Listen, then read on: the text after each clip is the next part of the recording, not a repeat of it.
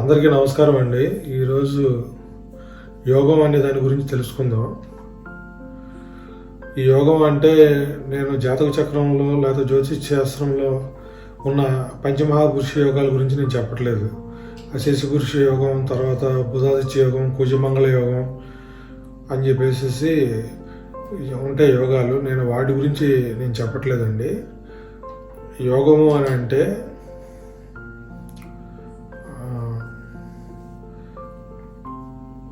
ఆధ్యాత్మికంగా అసలు నిజమైన రాజయోగం అనేది ఏంటనేది దాని గురించి ఇప్పుడు నేను చెప్తున్నాను. దాని గురించి తెలుసుకుందాం. ఫస్ట్ ఒక వ్యక్తి యోగం పొందాలి అంటే యోగిగా మారాల్సి ఉంటుంది. యోగిగా మారిన వాడికే యోగం అనేది లభిస్తుంది. అయితే నేను ఈ ఆధ్యాత్మిక జ్ఞానాన్ని పొందడానికి కారణం ఎవరు అని అంటే ముందుగా నేను పత్రిజీ గారని చెప్పాలి.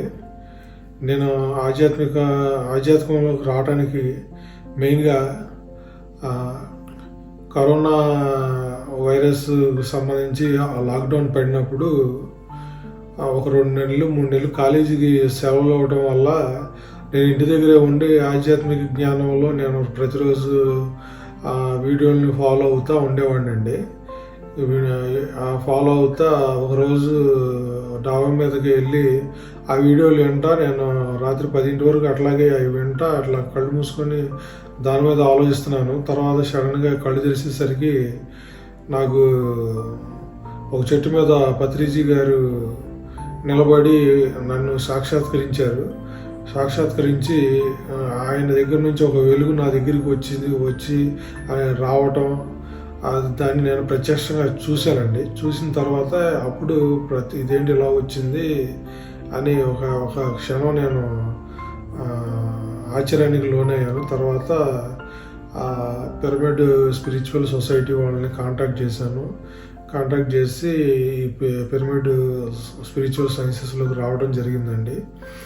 ఈ ధ్యానంలోకి నేను వచ్చిన తర్వాత నాకు చాలా అనుభవాలు జరిగినాయండి. నాకు ఉన్న సమస్యలకు కూడా కొన్ని మార్గాలు నాకు దొరికినాయి. అలాగే నాకు ప్రత్యంగిరి మాత అమ్మవారు, తర్వాత మహాదేవుడు శివుడి యొక్క దర్శనం కూడా నాకు ఈ ధ్యానంలో దొరికిందండి. ఈ ధ్యానం చేస్తాను మెడిటేషన్లో ప్రత్యేకంగా అమ్మవారు, తర్వాత మహాశివుడు నాకు దర్శించడం జరిగింది. అలాగే నేను ఎప్పుడైతే ఈ ఆధ్యాత్మిక జ్ఞానంలోకి వచ్చిన తర్వాతనే నాకు జీవితం మీద ఒక క్లారిటీ అనేది వచ్చింది. అలాగే నాకు ఫస్ట్ నుంచి కూడా ట్రేడింగ్ అన్న, ఈ షేర్ మార్కెట్స్ అన్న, తర్వాత యాస్ట్రాలజీ అన్న చాలా ఇంట్రెస్ట్ అండి. దాని మీద నేను చాలా రీసెర్చ్ చేయటం, దాని గురించి నేర్చుకోవడం అనేది నాకు ఉంది. అయితే ఎప్పుడైతే నేను ఈ మెడిటేషన్లోకి వచ్చిన తర్వాత ఈ మెడిటేషన్లోకి వెళ్ళి నాకున్న సమస్యల గురించి నేను మెడిటేషన్లో చెప్పుకొని ఆ మెడిటేషన్ చేయడానికి కూర్చున్నప్పుడు నాకు కొన్ని విషయాలు, సంచలనమైన విషయాలు మాస్టర్స్ ద్వారా నాకు తెలిసి దాన్ని నేను అవలంబించడం వల్ల నాకు చాలా మంచి రిజల్ట్స్ వచ్చినాయండి. అది నేను ఏదో ఆధ్యాత్మికత్వం అనే దాని గురించి ఏదో గొప్పగా చెప్పడం కాదు, నేను ప్రత్యక్షంగా నేను చూడబట్టి నేను దీని గురించి మీకు చెప్పడం జరుగుతుంది. మెయిన్గా ఇందాక మీకు చెప్పినట్టుగా ఒక యోగం పొందాలంటే ఫస్ట్ యోగిగా మారాలండి.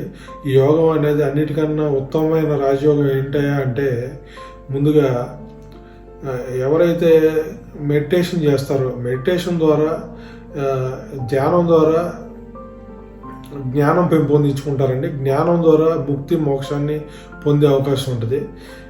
నాకు నా దైనందిన జీవితంలో ఏంటంటే నాకు చాలా ప్రశ్నలు, ఆటుపోట్లు నాకు కలిగినాయి.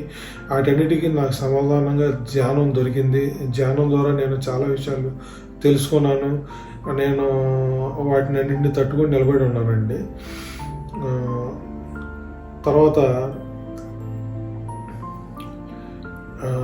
ఈ ధ్యానం ఎలా చేయాలి అని అంటే ఫస్ట్ ఆఫ్ ఆల్ ఇలా చేతుల్లో చేతులు, ఏళ్ళలో ఏళ్ళు పెట్టుకోవాలి. కాళ్ళని క్రాస్ చేసుకోవాలి. క్రాస్ చేసుకొని కళ్ళు మూసేసి, ఇక్కడ ఏంటంటే ఒక యోగ్య మారాలన్నా, యోగం పొందాలన్నా ముందు డిసిప్లిన్ ఉండాలండి. ఫస్ట్ ఆఫ్ ఆల్ ప్రతి వ్యక్తికి ఏళ్ళలో ఏళ్ళు, తర్వాత కాళ్ళు క్రాస్ చేసుకొని కళ్ళు మూసుకుంటే ఏమవుతుందంటే మన మనస్సుకి మనకి కళ్ళు తెరిస్తే ప్రపంచం అంతా కనపడుద్ది. కళ్ళు మూస్తే ప్రపంచం మనకి కనపడదు.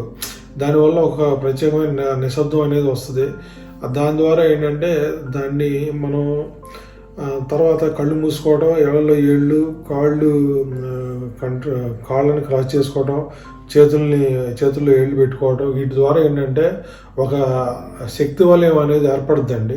అది ఎలా ఉంటుందంటే, ఇప్పుడు ఒక వ్యక్తి బ్యాస్పెట్లు వేసుకొని కూర్చొని ఇట్లా చేతుల్లో ఇలా కాళ్ళు క్రాస్ చేసుకొని కూర్చున్నప్పుడు ఒక పిరమిడ్ ఆకారంలో ఆ వ్యక్తి కనిపిస్తాడు. అలాగే ఒక శక్తి వలయం అనేది ఏర్పడుతుంది. ఆ శక్తి వలయం ఏంటంటే ఏ వ్యక్తి అయినా సరే ఒక చోట ఒక 3 గంటలు కదలకుండా అలా కూర్చుంటే ఆ ప్లేస్లో అతనికి ఒక శక్తి వలయం అనేది ఏర్పడుతుందండి. మామూలుగా కళ్ళారా చూసినా ఏం చేసినా కూడా ఒక శక్తి అనేది అక్కడ వలయం ఏర్పడుద్ది. మనం ఏంటంటే కాళ్ళు చేతులు కట్టేసుకొని, అంటే తాళ్ళతో కట్టుకోమని కాదు నేను చెప్పేది. కాళ్ళు క్రాస్ చేసుకొని చేతుల్లో చేతులు పెట్టుకొని కళ్ళు మూసుకున్నప్పుడు ఏంటంటే మనకి వేరే ఇదేం ఉండదు. తర్వాత మనం దృష్టి మన శ్వాస మీద సారించాలండి. శ్వాసని ఎలా పీలుస్తున్నావు, ఎలా వదులుతావు అనేది శ్వాసను గమనించాలి. శ్వాసను గమనిస్తే ఏంటంటే మనకి ఎమ్మటే మనసును కట్టివేయడం అనేది సాధ్యపడదండి.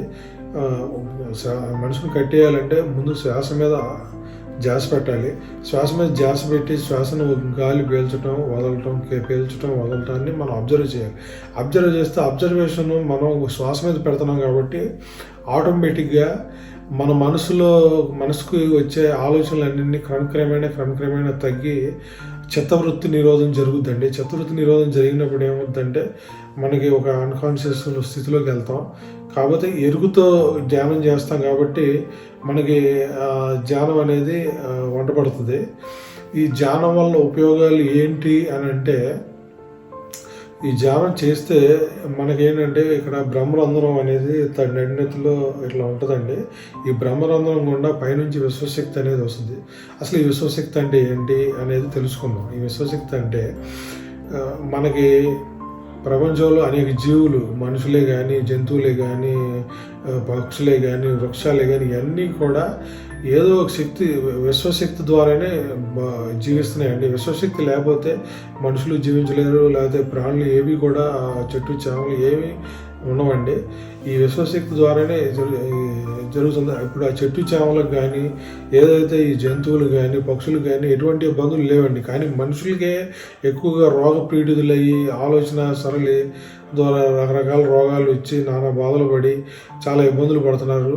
దీనికి కారణం ఏంటయ్యా అంటే మనిషికి ఆలోచన ప్రవృత్తి, తర్వాత ప్రాపంచిక జ్ఞానము, అతి జ్ఞానము, తర్వాత సోషల్ మీడియా, ఇంటర్నెట్లు, అతి తెలివితేటలు, వీటి ద్వారా ఏంటంటే తన యొక్క శక్తిని కట్ చేస్తున్నాడు. ఇంతకుముందు పూర్వకాలంలో ఏంటంటే పొద్దున్నే 5 కల్లా లేసేవాళ్ళు, ఈవినింగ్ 5-6 కల్లా తినేసి పడుకునేవాళ్ళు.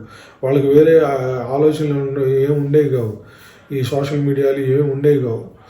ఇప్పుడు జంతువులకి విశ్వశక్తి వస్తుంది, దానికి సరిపోతున్నాయి. అలాగే ప్రాణులకి అన్నిటికీ విశ్వశక్తి వస్తుంది, దానికి సరిపోతుంది. కానీ మనిషికి పొందే విశ్వశక్తి ఎందుకు సరిపోవట్లేదంటే మెయిన్ కారణం మనం నిద్రపోయే తక్కువ, ఎక్కువగా మనం మెలుకునేది ఎక్కువ, మనం చేసేది వాచింగ్, చేసే పనులు కానీ, టీవీ చూడటం కానీ, బయట ప్రాపంచికమైన విషయాలు మాట్లాడటం కానీ, ఇవన్నీ కూడా దీనివల్ల ఏంటంటే విశ్వశక్తి మనకి ఏదైతే అక్కడ పైనుంచి వచ్చే విశ్వశక్తి మనకు సరిపోవట్లేదండి. విశ్వశక్తిని పెంపొందించుకోవటానికి ధ్యానం అనేది కంపల్సరీ. ఇంకో విషయం ఏంటంటే ధ్యానం చేస్తే ఏంటంటే ఈ పైనుంచి విశ్వశక్తి మన బ్రహ్మరంధ్రం గుండా బాడీలో ప్రవేశిస్తుందండి. బాడీలో ప్రవేశించి ఆ బాడీలో ఉన్న అణువున్న నరాల ప్రవేశించి బాడీలో ఉన్న బ్లాక్స్ అన్నింటినీ క్లియర్ చేస్తుందండి. ఏవైతే రోగపీడితమైనయో రోగభూయిష్టమై ఉన్నాయో వాటన్నింటినీ విశ్వశక్తి అనేది క్లియర్ చేస్తుందండి. దాన్నే మనం ఇంగ్లీష్లో కాస్మిక్ ఎనర్జీ అని అంటామండి. ఇది ధ్యానం ద్వారానే మనకి లభ్యమవుద్దండి. దీని గురించి ఒక విశ్వశక్తి ఉంటుంది. అది ధ్యానం ద్వారా జ్ఞానం వస్తుంది. ధ్యానం ద్వారా జ్ఞానం పెంపొందించుకోవచ్చు, జ్ఞానం ద్వారా ముక్తి మోక్షాలు సంపాదించుకోవచ్చు అనే విషయాన్ని మనకి గతంలో గౌతమ్ బుద్ధుడు, రామకృష్ణ పరమహంస, తర్వాత జయానంద సరస్వతి వీళ్ళందరూ చాలామంది నిరూపించారు. రాఘవేంద్ర స్వామి వీళ్ళందరూ నిరూపించారు. కానీ ఏదైతే లోక ఎంతవరకు అది ఆ జ్ఞానం అనేది వాళ్ళ శిష్యులు పరమాణువుల వరకే సరిపోయిందండి. కానీ ప్రాపంచికత్వం ఎక్కడ ప్రచారం అనేది జరగలేదు. ఒక్క పత్రిజీ గారు మాత్రమే దీన్ని వెలుగులోకి తీసుకొచ్చారండి. పత్రిజీ గారు వెలుగులోకి తీసుకొచ్చి దీన్ని ఒక పిరమిడ్ అనేది ఏంటి, పిరమిడ్లో ధ్యానం చేస్తే మన విశ్వశక్తి 3 రెట్లు పెరుగుతుంది అని చెప్పేసి ఇవన్నింటినీ కొత్త విషయాలను కనిపెట్టి అది జనాలకి అంకితం చేశారండి పత్రిజీ గారు. నేను ధ్యానంలోకి స్వయంగా నేను ఎవరో చెప్తే వెళ్ళలేదండి. పత్రిజీ గారు నాకు స్వయంగా నేను కళ్ళు తెరిచినప్పుడు నాకు స్వయంగా ఆయన చెట్టు మీద నిలబడి చెట్టు మీద ఉంచుని రాత్రి 10 తన చేయి ద్వారా వెలుగును ప్రసాదించి నాకు దేవుళ్ళ కనపడి చేయటం వల్ల నేను విశ్వసించి ధ్యానంలోకి వచ్చాను. ఆ ధ్యానంలో నాకు చాలా ప్రాబ్లమ్స్ అన్ని సాల్వ్ అయినాయి. తర్వాత ప్రశాంతత అనేది దొరికింది. నాకు రకరకాల నాకు క్లిష్టమైన ప్రశ్నలకు కూడా సమాధానం దొరికాయి. అలాగే ముఖ్యంగా భగవంతుని సాక్షాత్కారం నేను లోగడ వినేవాడిని. ఎవరో మహర్షులు తపస్సు చేస్తే దేవుళ్ళు ప్రత్యక్షమయ్యారు అని చెప్పేసి అన్ని సినిమాలు నేను చూసా. కానీ ప్రత్యక్షంగా నేను ప్రత్యంగిరి అమ్మవారిని, మహాదేవుడు శివుడిని నేను ధ్యానం ద్వారా నేను చూడగలిగానండి. ఇవన్నీ నేను చూడటం వల్లే నేను మీకు ఈ వీడియో చేసి మీకు చెప్పాలనిపిస్తుంది. ఈ ధ్యానం ద్వారా ఎంతో ఉపయోగం కలుగుతుంది, అందరూ ఉపయోగపడాలి దీన్ని. అలాగే ఈ ధ్యానం ద్వారా ఒక తలనొప్పి నుంచి క్యాన్సర్ వరకు మనకి ఏ రోగమైనా ఏ జబ్బునైనా తగ్గించుకోవచ్చండి. కాకపోతే సిన్సియర్గా ముందు ఈ ధ్యానం అనేది ప్రతి వ్యక్తి కూడా తనకి ఎంత వయసు అన్ని నిమిషాలు చేయాలండి మినిమం. దానికంటే ఎంత ఎక్కువ చేస్తే అంత మంచిదండి. ఇక్కడ ఏంటంటే ఏదైతే ఈ కాళ్ళు చేతులు కట్టేసుకొని కళ్ళు మూసుకొని తర్వాత శ్వాస మీద ధ్యాస ఉంచినప్పుడు ఏమవుద్దంటే అతనికి ఏంటంటే ధ్యానం వస్తుంది. దాని ధ్యానం ద్వారా ఆత్మ విశ్వశక్తి ప్రవేశించి అతనికి లోపల ఉన్న సమస్యలన్నీ క్లియర్ అవుతాయి. అతని ప్రశ్నలకు సమాధానాలు దొరుకుతాయి. తర్వాత అద్భుతమైన జ్ఞానాన్ని పెంపొందించుకోవచ్చు అండి. ఆత్మజ్ఞానాన్ని పెంపొందించుకోవచ్చు. జ్ఞానం ద్వారా ముక్తి మోక్షాలు కలుగుతాయండి. తర్వాత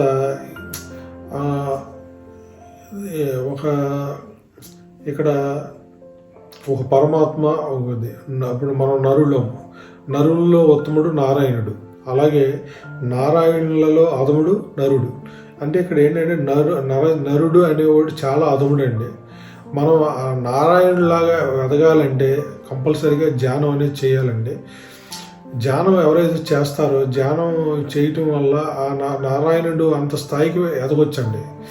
ఎక్కడైతే నారాయణుడు అవుతాడో నారాయణుడిగా ఎప్పుడు మారతాడో ఆ నారాయణుడి దగ్గర ఎవరు ఉంటారంటే లక్ష్మీదేవి ఉంటుంది. లక్ష్మీదేవి ఉరుక్కుంటా వచ్చి నారాయణ పక్కన చేరొద్దండి. ఆ లక్ష్మీదేవి ఎప్పుడైతే వస్తుందో అతనికి జీవితానికి సౌభాగ్యం అన్నీ ఉంటాయి.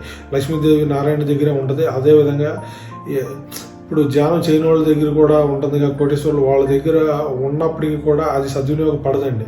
వాళ్ళకు అది నిజమైన సద్వినియోగం పడదు. అది దానివల్ల ఎన్నో లోపాలు అవన్నీ ఉన్నాయి. అవి ధ్యానంలోకి వచ్చాక వాటిని ఒక్కొక్క ప్రశ్న మీరు ధ్యానంలో కూర్చొని అడిగి దాని మీద కూర్చొని ధ్యానం చేస్తే మీకు ప్రతి ప్రశ్నకి సమాధానం దొరుకుతుందండి. మీకున్న ఇప్పుడు ధ్యానం గురించి మీకు ఇంట్రడక్షన్ చెప్పడానికి వీడియో చేస్తున్నానండి. తర్వాత వీడియోలో మళ్ళీ కలుసుకుందామండి. నమస్కారం.